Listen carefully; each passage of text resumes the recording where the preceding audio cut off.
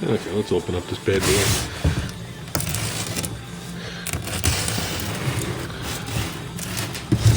Let's see how much we edit out. If you hear me talking, we didn't edit this out. I don't. Sorry about all the bad camera angles. I lost my tripod many projects ago. Okay, I'm gonna put you guys down for a second. Oh, no, wait. Oh no, it opened. Hold on.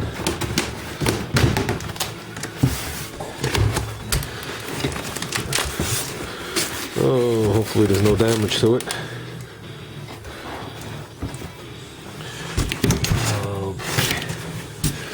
This box is a little too tight for this thing. Let me get this thing out and look it over. Okay, there it is. Don't mind the studs. That's all I had that was fine thread. I just put it on here and spun it around, make sure it wasn't bent, which it's not. 1968 7-blade AMX fan. Still wearing the original paint. Claims he's had it off the car for over 30 years. This came out of California.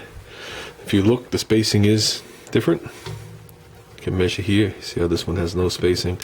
This one's a little more than medium, than big. You do that for noise. It's actually the way they do it. Because if they're all equally spaced, it'll make a harmonic sound. Or it'll produce harmonics, which everything makes harmonics. And it'll just do that so they cancel each other out. Definitely flexible. Nice. This is not the same one that's on my wagon. This one's a couple of years older. The one on my wagon is a 7-blade 74 fan. This is shaped different. So, very interesting the way that is. I don't know if that would fit my wagon.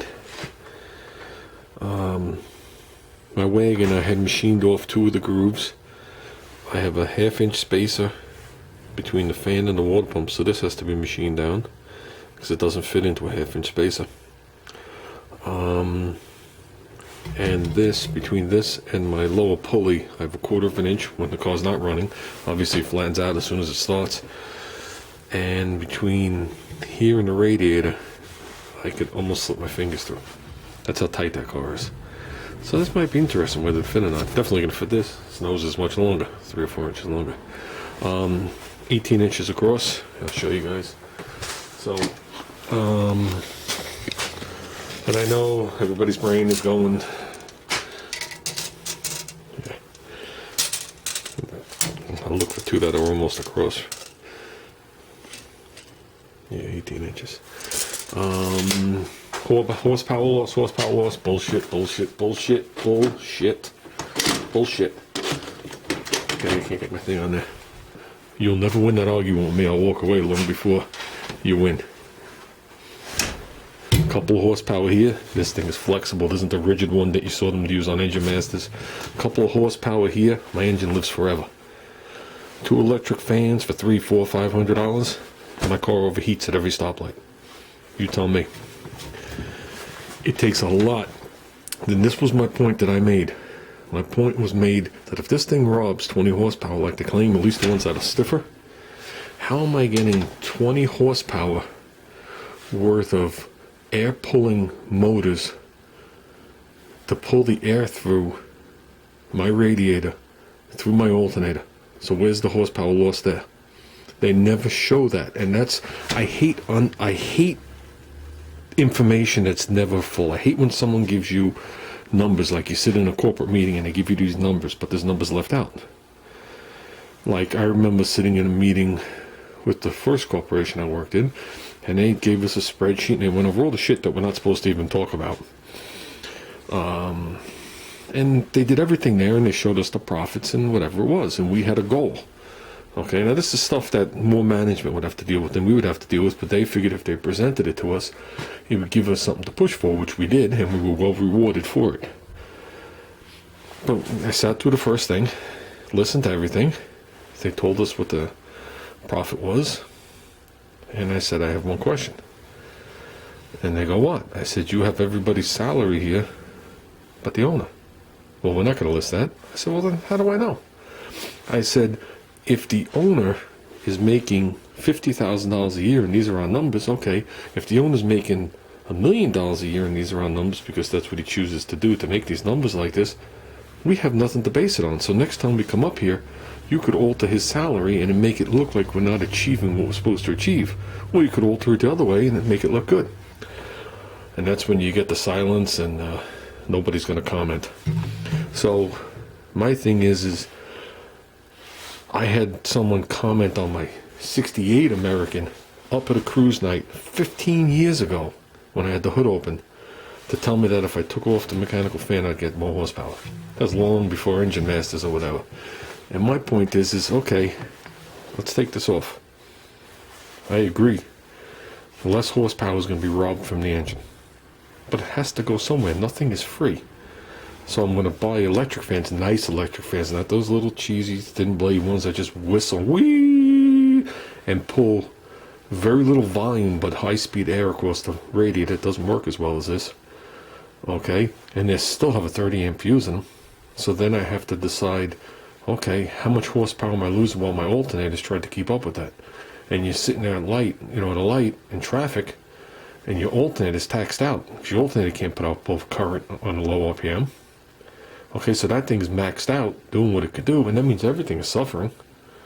And then you start off and go again. And I've noticed a lot of people with electric fans leave them on all the time. You only need the electric fan when you're driving slow. After that, the RPM picks up, these flatten out, and you have the air going across the front of the car, and that's the way it's supposed to work. Unfortunately, the ones they showed on TV, they even claim they screwed up. They were not afraid to admit it. They never put a true flex fan on. If you watch my early videos, when I start up my wagon motor on the same stand that the Junior's on, and you see me rev it up to check the time, you see these blades flatten right out. You go here and they flatten out. So if I base how much horsepower this is going to take, and I base how much horsepower my electric fans are going to suck out of my alternator, especially an old alternator like this, which is going to fry it, think about it. Think about it. Do you really need the extra 10 horsepower to save a $10,000 motor? So let's face it, guys, I don't know if people realize how much this shit actually costs when you build it. You know what I mean? The engine's running hot, the tranny's running hot at that point, depending on how you're cooling it.